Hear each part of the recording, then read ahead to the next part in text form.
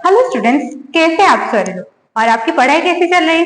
Students, आज की class में हम एक ऐसे टॉपिक के बारे में बात करने जा रहे हैं जो हर मोशन के पीछे छुपा हुआ होता है। That is application of Newton's law of motion. और लास्ट क्लास में हमने न्यूटन के 3 लॉ के बारे में पढ़े थे, पर आज उस 3 लॉ का हमारे रियल लाइफ में कैसा एप्लीकेशन होता है वो सब के बारे में हम बात करेंगे। मतलब जैसे कोई चीज लिफ्ट में जा रहा है या कोई चीज हम उठा रहे हैं या कोई चीज ऐसे लटक रहा होता है, तब उसके पीछे न्यूटन्स लॉ किस तरह साइलेंटली एक्टिव हो जाता है, वो सब हम आज इस क्लास में डिस्कस करते हुए मिलेंगे। तो हम आज की क्लास में क्या पढ़ेंगे? हम आज हमारी क्लास का गोल है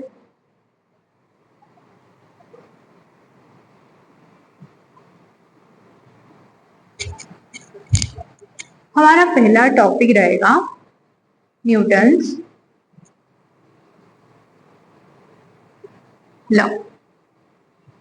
हम पहले जो न्यूटन के 3 लॉ लास्ट क्लास में पढ़े थे उसका एक छोटा सा रिकैप करेंगे ताकि जो कॉन्सेप्ट हम लास्ट क्लास में पढ़े थे वो अच्छी तरह रिवाइव हो जाए और दिमाग में हमारा अच्छे से बैठ जाए। उसके बाद हम पढ़ेंगे force.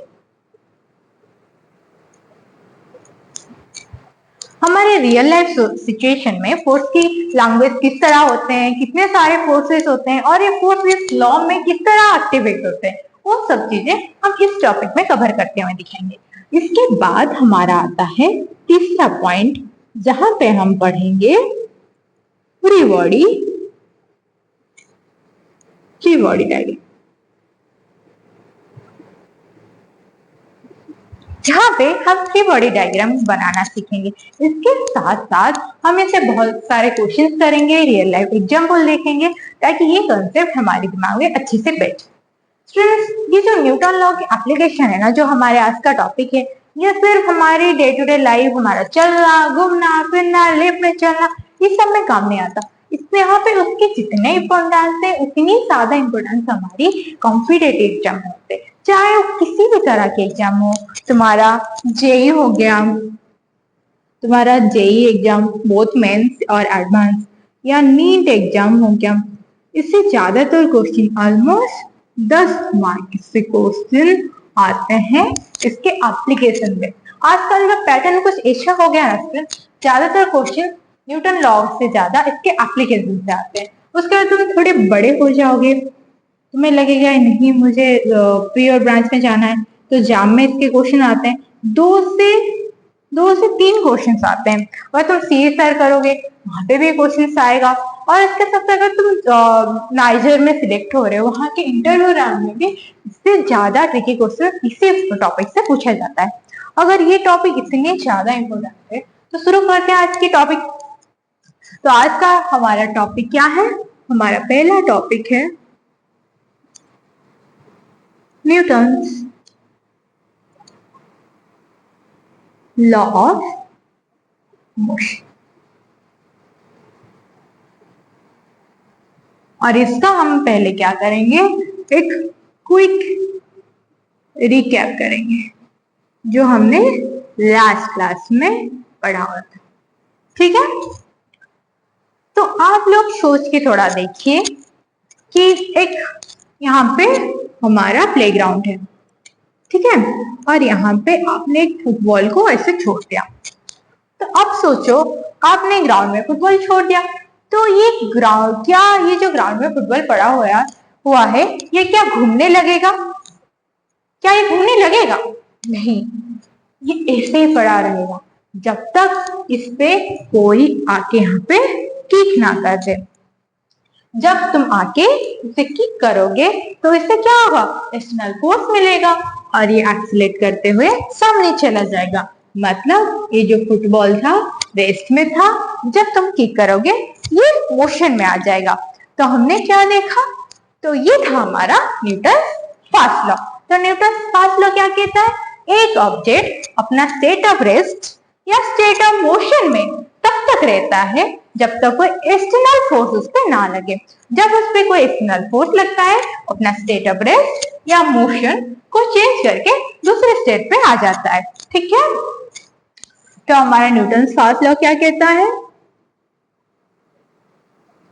Newton's first law. Simple language में हम अगर न्यूटन के फर्स्ट लॉ की बात करें तो हम क्या लिख सकते हैं? हम लिख सकते हैं थिंग्स हैड चेंजेस। कोई भी ऑब्जेक्ट अपना किसी भी तरह का चेंज अपने अंदर पसंद नहीं करता, और इस लॉ को इस वजह से हम क्या कहते थे? इस लॉ को हम कहते थे the law of inertia. Inertia क्या पढ़े थे हमने लास्ट क्लास में? इनर्शिया ऑफ स्टेट का रेजिस्टेंस होता है किसी ऑब्जेक्ट को जो अपने स्टेट को चेंज करने के लिए अपोजिशन ऑफर करता है, ठीक है? इसलिए हम इसे क्या कहते थे? इसीलिए हम इसे कहते थे द लॉ ऑफ इनर्शिया। इसके बाद हमारा आता है दूसरा न्यूटन्स लॉ। न्यूटन बाबा का दूसरा लॉ क्या था हमारा? Newton's second law. अब आप लोग बताओ कि हमारा न्यूटन सेकेंड लॉ क्या था? हमारा न्यूटन सेकेंड लॉ था F इक्वल टू ma, यानी F इक्वल टू ma क्या था? F इक्वल टू ma था हमारा force equal to mass into acceleration, ठीक है? और सेकेंड लॉ को हम क्या कहते थे? हम सेकेंड लॉ को कहते थे, यहां पे लिख रही हूं, द लॉ ऑफ एक्सीलरेशन, क्योंकि यहाँ पे हम फोर्स को किसके साथ रिलेट करते थे?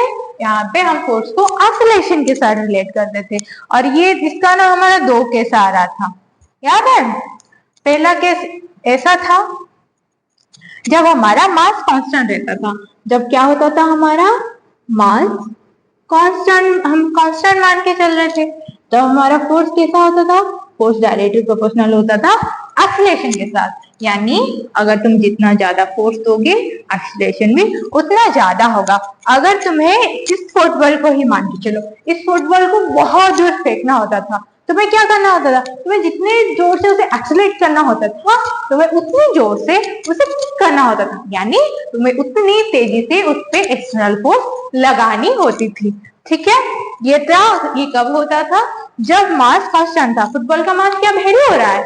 नहीं, यहाँ पे फुटबॉल का मास कांस्टेंट था, इसलिए हम फुटबॉल को जितना दूर भेजना होता था, हमें उतनी तेजी से उस पर एक्सटर्नल फोर्स लगाना होता था, यानी हमें उतनी तेजी से उससे किक करनी होती थी, ठीक है? और दूसरा एग्जांपल था, हम जब जमीन पे जंप करते थे, हमारा मास क्या होता था? कांस्टेंट होता था, हम जिसके वजह से हम जितने तेजी से उस पे जंप करते, यानी जमीन पे जितना फोर्स लगाते थे, उतनी तेजी से हम एक्सीलरेट होके ऊपर जाते थे। और हमारा एक दूसरा केस भी बनता था, यहाँ पे हमारा दूसरा केस क्या था? जब हमारा फोर्स कांस्टेंट था, हम एक फिक्स अमाउंट का फोर्स अप्लाई करते थे, फोर्स कांस्टेंट होता था, तो क्या होता था? मास और एक्सीलरेशन उस मिलके फोर्स को बैलेंस करते थे। तब क्या होता था? अगर ज्यादा बड़ा मास का ऑब्जेक्ट था तो कम एक्सीलरेट करता था, बट छोटा सा मास का ऑब्जेक्ट था वो बहुत तेजी से एक्सीलरेट करता था। तो हमने क्या देखा था? अगर बहुत बड़ा सा बॉक्स को ऐसे धक्का लगा रहे थे, उसका मास ज्यादा होता था, वो धीरे से एक्सीलरेट करती थी, और जो ऑब्जेक्ट बहुत छोटा सा था, जैसे कि हमारा बॉल था, मास छोटा है, हमारा फोर्स तो हमारा कांस्टेंट है, हम जितने तेजी से उसे फेंकते थे उस ज्यादा तेजी से एक्सीलरेट करके आगे जाता था। और ये क्या था? ये था हमारा न्यूटन सेकेंड लॉ। फिर आते हैं हमारा आखिरी, न्यूटन थर्ड लॉ, ठीक है? हमारा न्यूटन थर्ड लॉ क्या कहता था? न्यूटन थर्ड लॉ को हम बोलते थे the law of action and reaction. तो उसमें क्या होता था? अगर तुम किसी अमाउंट का फोर्स किसी पे लगा रहे हो तो उसकी क्या होता था? एक्शन मतलब इक्वल मैग्नीट्यूड, रिएक्शन मतलब ऑपोजिट डायरेक्शन में उतनी फोर्स लगती थी। मानो कि ये दीवार पे तुम बहुत जोर से पंच कर रहे हो। क्या कर रहे हो? इस तरह इस दीवार को पंच कर रहे हो। तुम जितने फोर्स से इसे पंच करोगे दीवार को, क्या कर रहे हो? दीवार को पंच कर रहे हो। तो दीवार क्या करेगा? उतनी मैग्नीट्यूड का फोर्स से तुम्हारे इस पंच को वो अपोज करेगा। ठीक है, इसीलिए इसे बोलते थे the law of action reaction. इसकी वजह से हमने क्या देखा था? हमने इसकी वजह से ये भी देखा था, जब हम बोर्ड से जमीन पे उतरते हैं, ठीक है, तो क्या होता था? हम जैसे ही जमीन पे पैर रखते थे तो उतनी फोर्स से ऑपोजिट डायरेक्शन में इस बोर्ड पे फोर्स लगता था, जिसके वजह से जब हम जमीन में उतरते हैं बोर्ड पीछे चला जाता था। ठीक है, तो ये था हमारा न्यूटन बाबा का 3 लॉ। फर्स्ट लॉ जिसे लॉ ऑफ इनर्शिया कहते हैं, second acceleration, third action and reaction. ये था न्यूटन के 3 बाबा के 3 लॉ। अब देखते हैं इसके एप्लीकेशन हमारे रियल लाइफ में किस तरह होते हैं।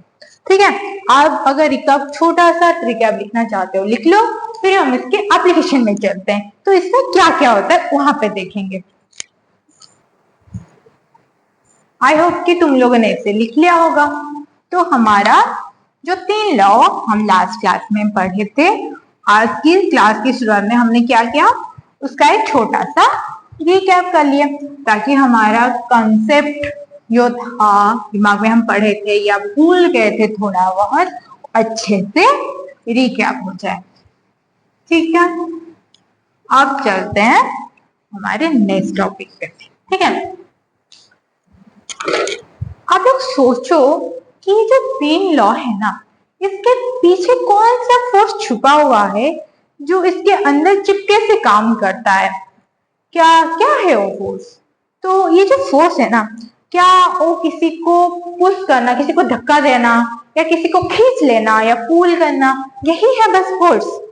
नहीं, फोर्स की ना बहुत सारी कैटेगरी है, और ये कैटेगरी के बेस ना डिफरेंट जगह में डिफरेंट तरह से काम करता है। तो देखते हैं ये फोर्स की कितने सारी कैटेगरी होती है। पहला है तो हमारा फोर्स।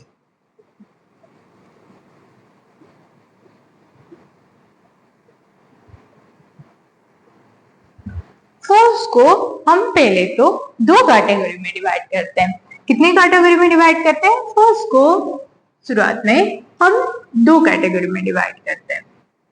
एक में होता है हमारा फील्ड फोर्स,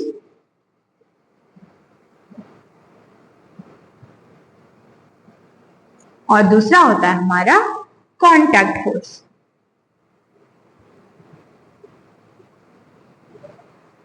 जब फील्ड फोर्स की बात होती है तब क्या होता है? ऑब्जेक्ट को डायरेक्टली बिना टच किए हमारा फोर्स लगता है, और यहाँ पे ना हम फोर्स को नहीं देख सकते, सिर्फ फोर्स को फील कर सकते हैं। तो क्या होता है? बिना छुए भी ये फोर्स हमारा काम कर चल जाता है। तो क्या होगा?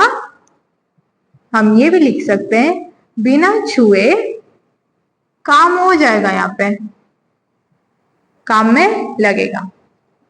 ठीक है, पर जो कांटेक्ट फोर्स है इसमें हमारा डायरेक्ट कांटेक्ट होनी पड़ेगी, मतलब बिना टच से नहीं होगा, इसे डायरेक्ट ऑब्जेक्ट के साथ कांटेक्ट करनी पड़ेगी। नाम है इसका कांटेक्ट फोर्स, तो नाम से ही पता चल रहा है इस फोर्स डायरेक्ट कांटेक्ट के बेसिस पे होता है। इसमें क्या होता है? डायरेक्ट ऑब्जेक्ट के साथ कनेक्ट होता या कांटेक्ट होना होता है। ठीक है, तो हमारा जो फील्ड फोर्स है ना, जिसे हम ऑब्जेक्ट को डायरेक्टली बिना छुए भी कर सकते हैं, ये बहुत तरह के होते हैं। जैसे कि पहला हो गया हमारा ग्रेविटेशनल फोर्स।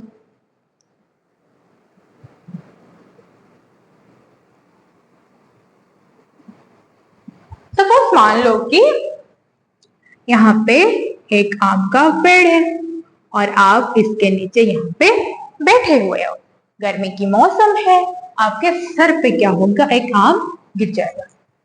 ठीक है, आप पेड़ के नीचे बैठे थे, आपके सर पे आम गिर गया, तो डायरेक्ट आपके सर पे आम गिरा, तो क्या आम आपको मारना चाहता था?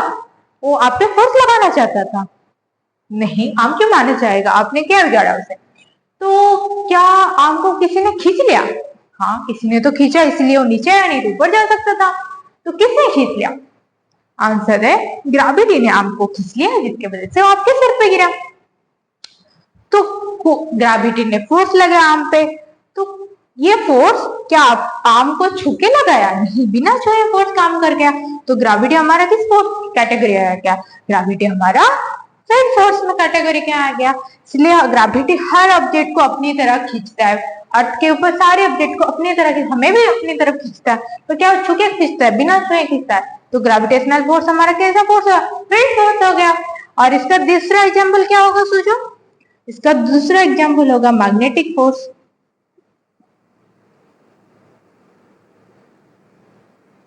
जैसे हम एक मैग्नेट का नॉर्थ पोल और साउथ पोल को ऐसे रखे, तो क्या होता है? आपको इसकी तरफ वो लोग ऐसे खींचे जाते हैं। तो क्या एक दूसरे को ऐसे खींचते हैं? अपने आप अपने खींचते हुए चले आते हैं। तो मैग्नेटिक फोर्स बिना छुए किसी भी मैग्नेट ऑब्जेक्ट को अपने तरफ खींचता है। तो ये क्या छू के खींचता है? बिना छू के खींचता है। तो मैग्नेटिक फोर्स हमारा फील्ड फोर्स के अंदर आ गया।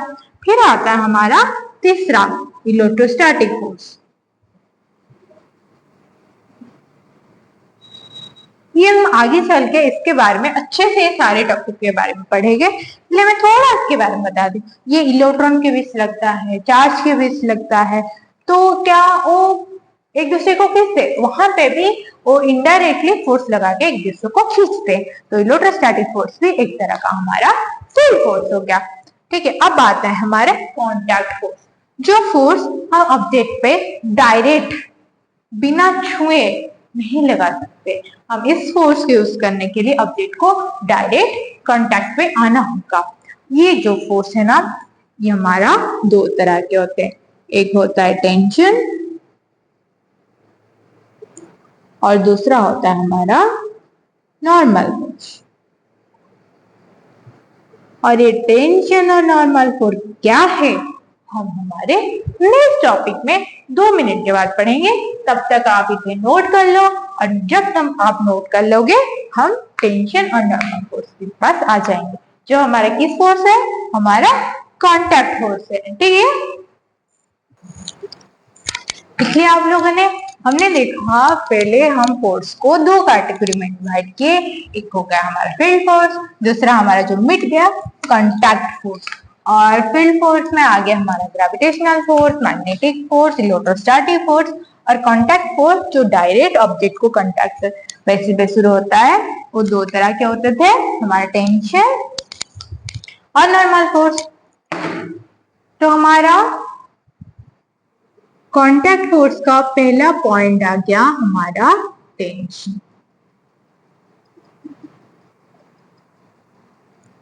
टेंशन हमेशा स्ट्रेट टाइट रोप पे लगता है। किस पे लगता है? इन टाइट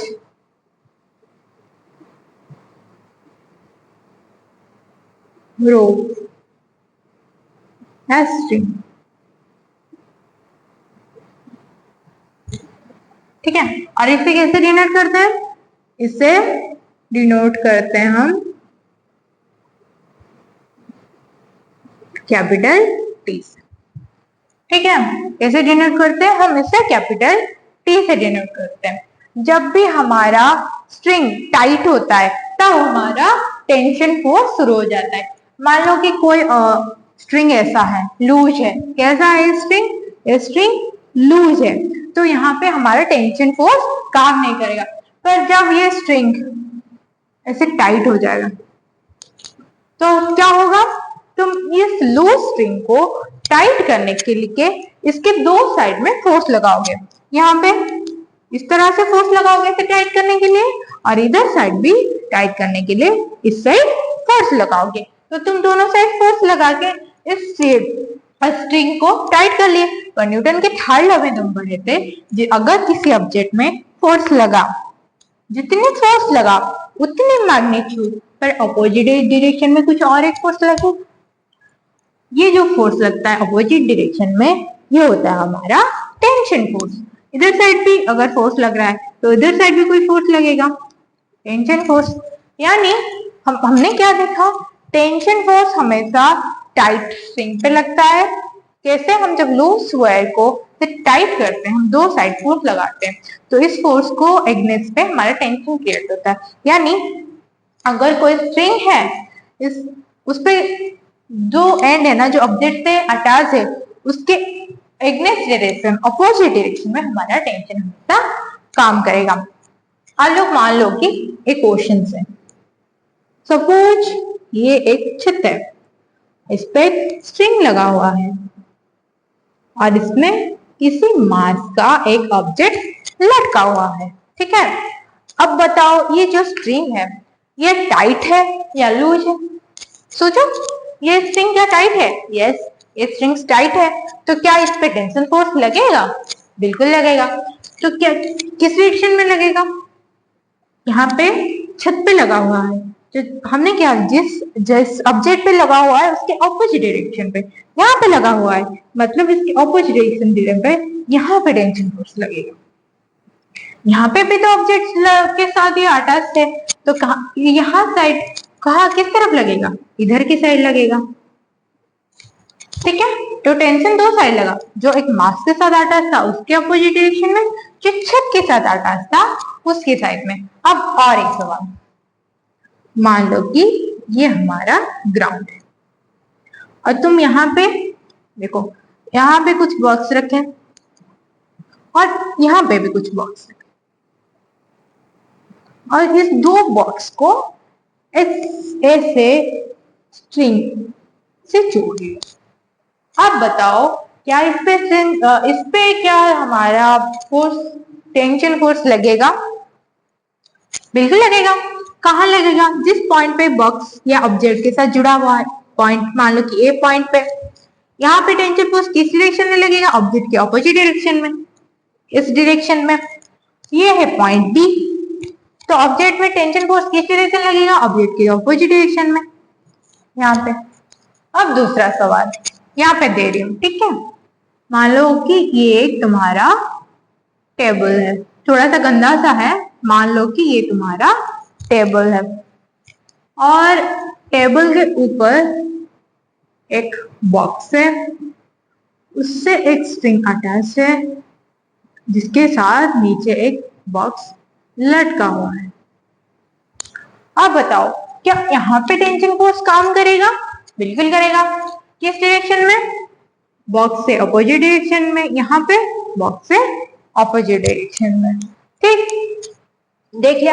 और आप लोगों ने देखा होगा कि रोड पे हमेशा, मान लो ये क्या है, वो रोड है, कभी कभार हम रोड पे जाते हैं ना, हमारा गाड़ी खराब हो जाता है, तो क्या होता है, तब हम एक रस्सी से एक दूसरी गाड़ी से उसे जोड़ के उसे खींचते, आगे लेके चलते। तो क्या होता है, मान लो कि तुम्हारा कोई कार था, ठीक है, तुम्हारा कार था और खराब हो गया, उसे जोड़ के किसी और दूसरे गाड़ी के साथ लेके जा रहे हैं। ये तब तक नहीं चलता, ये गाड़ी तब तक नहीं चलता जब तक ये वायर स्ट्रेट ना हो जाता, टाइट ना हो जाता। जब इस गाड़ी में इस वायर जो लगा हुआ है टाइट हो जाता है, तब क्या होता है, हमारा इस पे फोर्स लगाता है, इधर खींचता है। अगर ये कार आगे खींच रहा है, इस स्ट्रिंग पे टेंशन फोर्स कौन सी डायरेक्शन में लगेगी? इस डायरेक्शन में। सेम उसी तरह इस डायरेक्शन में ये ऑब्जेक्ट खींच रहा है, उस पे इग्नेस पे ये कार अपोज करा इस डायरेक्शन में, तो टेंशन लगेगा हमारा आगे की डायरेक्शन, ठीक है। ये था हमारा टेंशन फोर्स। अगर आपको एग्जाम्पल क्वेश्चन लिखना है या जो लिखना है लिख लो। ये था हमारा टेंशन फोर्स, जिसमें क्या होता था, टेंशन फोर्स टी से डिनोट करते थे, इसमें लगता था, टाइट स्ट्रिंग पे लगता था या रोप पे लगता था। ऐसे रिलेटेड हमने क्वेश्चंस के एग्जांपल्स देखे। ये था हमारा स्ट्रिंग टेंशन। अब आते हैं हमारा दूसरा topic, normal force.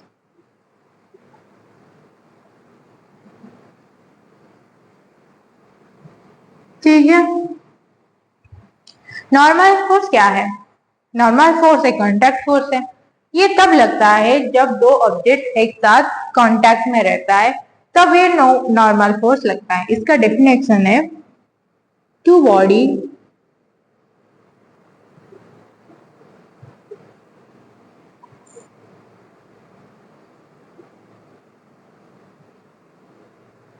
when in contact, exert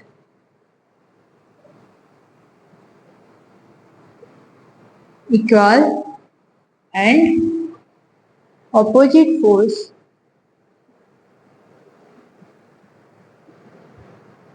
on each other. ठीक है, अगर दो ऑब्जेक्ट एक साथ कांटेक्ट में, जैसे मैं इस दीवार के साथ कांटेक्ट हूँ, तो हम क्या है एक दूसरे के साथ ऐसे कांटेक्ट में, तो क्या करेंगे, एक ऑब्जेक्ट दूसरे ऑब्जेक्ट के ऊपर नॉर्मल फोर्स अप्लाई करेगा, ये ब्लैक मार्कर रेड पे अप्लाई करेगा, उसी मैग्नीट्यूड का दूसरा फोर्स ये रेड मार्कर ब्लैक पे अटैच करेगा। यानी मैं इस दीवार पे लगी हुई हूँ, तो मेरा हम दोनों कांटेक्ट पे है, तो मैं इस दीवार पे एक कांटेक्ट फोर्स अप्लाई कर रही हूँ और ये दीवार मेरे पे उतनी मैग्नीट्यूड की ऑपोजिट डायरेक्शन में कांटेक्ट फोर्स अप्लाई करा है, और ये फोर्स ना एक पॉजिटिव पॉइंट है, ये हमेशा परपेंडिकुलरली यानी नॉर्मल एक्ट करता है, इसीलिए इसका नाम नॉर्मल फोर्स है। तो नोट पॉइंट लिखो,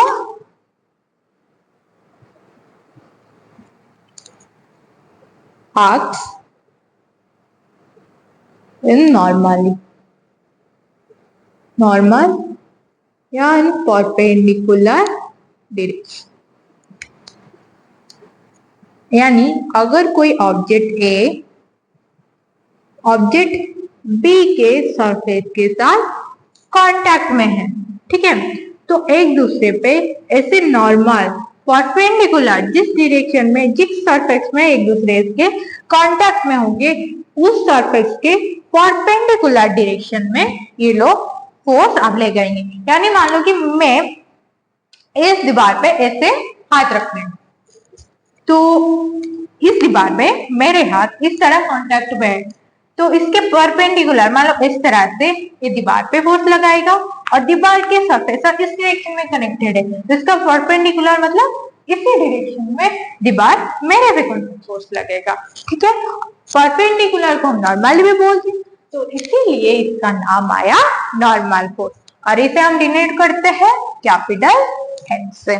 ठीक है, देखो जब हम ऐसे जमीन है और सरफेस है ये, और तुम यहाँ पे खड़े हो, ठीक है, तुम जहां पे खड़े हो या मान लो कि खड़े हो, यहाँ पे सरफेस के साथ तुम क्या कांटेक्ट में हो, तो जमीन और तुम्हारा ये कांटेक्ट पॉइंट हुआ, दोनों एक दूसरे पे फोर्स लगाओगे अकॉर्डिंग टू नॉर्मल फोर्स।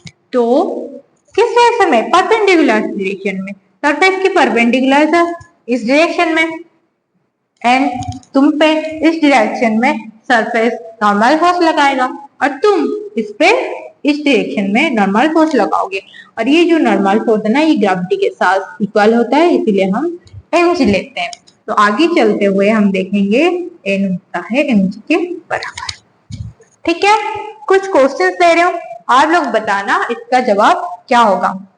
मान लो कि ऐसे एक बाउल, और बाउल में हमारा एक ऐसा बॉल है, और यहाँ पे ऐसे बॉल पड़ा हुआ है इस बाउल पे, तो बताओ क्या इसमें नॉर्मल फोर्स लगेगा? बिल्कुल लगेगा। क्यों लगेगा? क्योंकि बॉल इस बाउल से कांटेक्ट पे है। ठीक है, तो इस पॉइंट पे कांटेक्ट है, तो बाउल बॉल पे किस डायरेक्शन में नॉर्मल लगेगा? परपेंडिकुलर डायरेक्शन में, इस फोर्स में, और बॉल बॉल पे किस डायरेक्शन में लगेगा? इस डायरेक्शन में नॉर्मल फोर्स लगाएगा। ठीक है, ये हो गया। अब सोचो एक दूसरा सवाल ऐसा होगा, ऐसे इंक्लाइंडेड सरफेस है, ठीक है, और यहाँ पे एक बॉक्स है, तो अब बताओ इस पे नॉर्मल फोर्स कौन सी डायरेक्शन में लगेगा? देखो ये तुम्हारे बॉक्स और सरफेस का कांटेक्ट जोन है, और नॉर्मल फोर्स परपेंडिकुलर डायरेक्शन लगता है, तो इस डायरेक्शन में सरफेस कांटेक्ट फोर्स लगाया बॉक्स पे, और बॉक्स कौन सी डायरेक्शन में लगाएगा? इस डायरेक्शन में नॉर्मल फोर्स लगाएगा। तो इसे हम एरो के साथ कैसे लिखेंगे? एन के साथ। ठीक है, तो ये था हमारा नॉर्मल फोर्स। कब लगता है? जब दोनों ऑब्जेक्ट एक साथ कांटेक्ट में होते हैं, और दूसरी बात कैसे लगता है? जैसे वो कांटेक्ट में रहते हैं उसके परपेंडिकुलर डायरेक्शन, अगर कांटेक्ट इस तरह है तो परपेंडिकुलर डायरेक्शन में हमारा नॉर्मल फोर्स काम करता है। हमने कुछ क्वेश्चन कर लिए, आप लोग इसे देख लो, फिर हमारा नेक्स्ट टॉपिक पे चलते हैं। तो नॉर्मल फोर्स क्या था? जब दो ऑब्जेक्ट एक दूसरे के कांटेक्ट पे थे तब हमारा नॉर्मल फोर्स काम करता था। इसे हम किससे डिनोट करते थे? हम N से डिनोट करते थे। और ये साथ साथ हमारा बहुत सारे फोर्स की बात हो गई। अब चलते हैं हमारा नेक्स्ट टॉपिक। नेक्स्ट टॉपिक है हमारा फ्री बॉडी डायग्राम।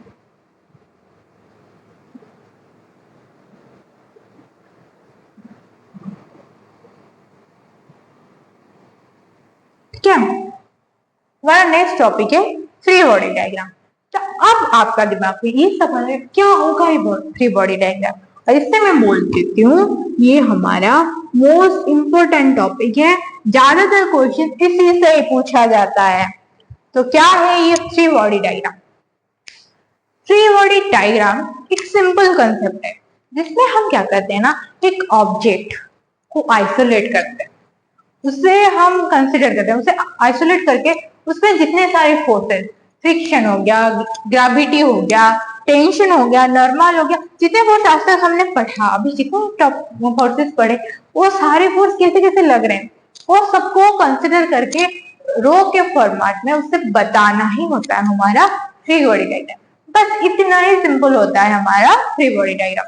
इससे क्या होता है, हम किसी ऑब्जेक्ट को आइसोलेट करते हैं और उस पर जितने सारे फोर्सेस लगे होते हैं उसको हम एरो से रिप्रेजेंट करते हैं। वही होता है हमारा फ्री बॉडी डायग्राम। एक करके देखते हैं।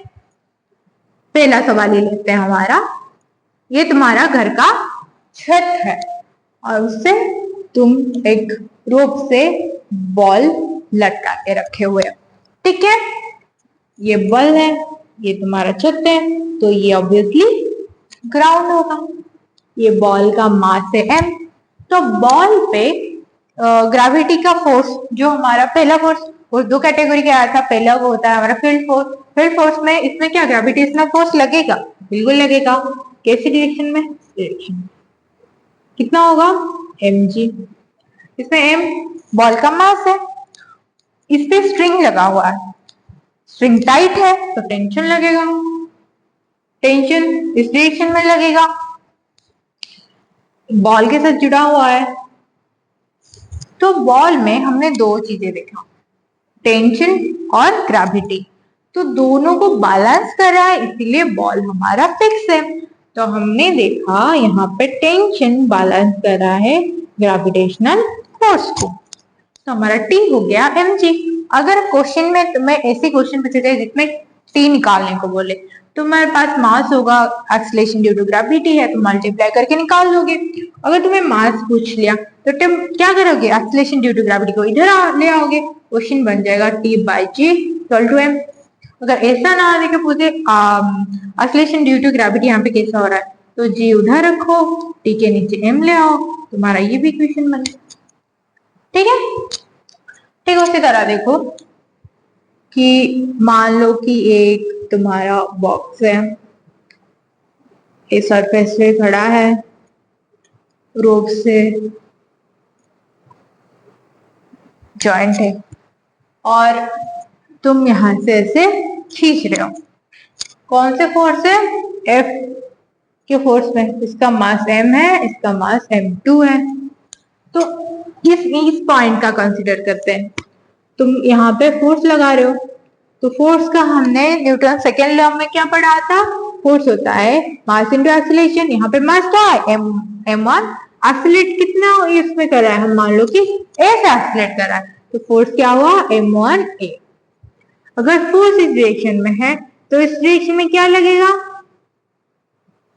यहाँ पे लगेगा, तो ये जा रहा है F फोर्स में, तो इस डायरेक्शन में तुम्हारा टेंशन लगेगा, तो टेंशन इस डायरेक्शन में होगा, तो इस पॉइंट पे टेंशन बैलेंस कर रहा है F के साथ, तो T हो गया हमारा M1। इस पॉइंट देखो ऑब्जेक्ट के साथ, ये अगर खींचता जा रहा है एक्सीलरेशन A के साथ, ये भी जाएगा एक्सीलरेशन A के साथ, इस पॉइंट पे भी टाइट स्प्रिंग इससे साथ जुड़ा हुआ है, तो टेंशन इस डायरेक्शन में लगेगा। तो यहाँ इस डायरेक्शन में अगर टेंशन लग रहा है तो यहाँ का टी बैलेंस कर रहा है इस पे जो नॉर्मल लग रहा है F2A के साथ, तो M2A बना इस पॉइंट पे टी के साथ इक्वल हो गया। यहाँ पे मान लो कि एक ऐसा हमारा जमीन है और उस पे एक बॉक्स है, उसके साथ एक बड़ा वाला बॉक्स ऐसे चिपका हुआ है।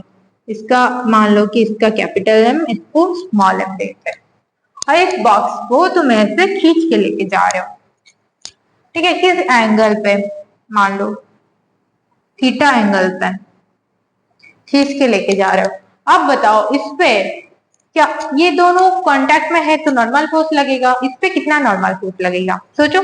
ये सवाल अगर तुम्हारा एग्जाम में आ गया तो कैसे करोगे। देखो तुम यहाँ पे फोर्स लगा रहे हो, एफ एक्सीलरेट हो रहा है ए के साथ थीटा डायरेक्शन में। अगर थीटा डायरेक्शन में यहाँ पे जा रहा है, इस डायरेक्शन में स्ट्रेट नॉर्मल की डायरेक्शन में परपेंडिकुलर डायरेक्शन में फोर्स का कंपोनेंट क्या होगा, F1 होगा F cos थीटा, और इसको बैलेंस कर रहा है इसके अंदर का नॉर्मल, तो इस पॉइंट पे तुम्हारा नॉर्मल बैलेंस हुआ F1 cos थीटा डिग्री के साथ। और यहाँ पे अगर नॉर्मल लग रहा है और ये दोनों कांटेक्ट पे है, हमने क्या पढ़ा था, जब दो ऑब्जेक्ट नॉर्मल या कांटेक्ट में होता है तब नॉर्मल फोर्स लगता है परपेंडिकुलर डायरेक्शन में। इस डायरेक्शन में इस पे नॉर्मल लगेगा, इस डायरेक्शन में यहाँ पे नॉर्मल लगेगा।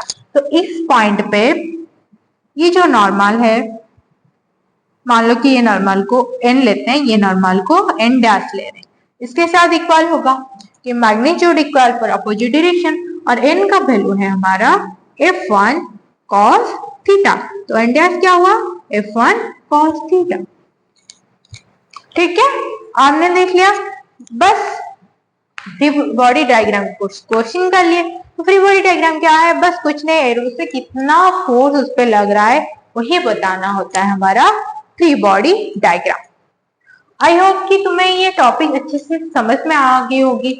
न्यूटन, यहाँ पे हमने कितने सारे एप्लीकेशन देखे न्यूटन के लॉ के, और तुम्हें समझ में आ गया होगा। तो जाके इससे रिलेटेड इतने सारे क्वेश्चन से ढूंढो, अच्छे से करो। अगर डाउट आया तो नेक्स्ट टॉपिक में बात करेंगे नेक्स्ट क्लास में। Thank you.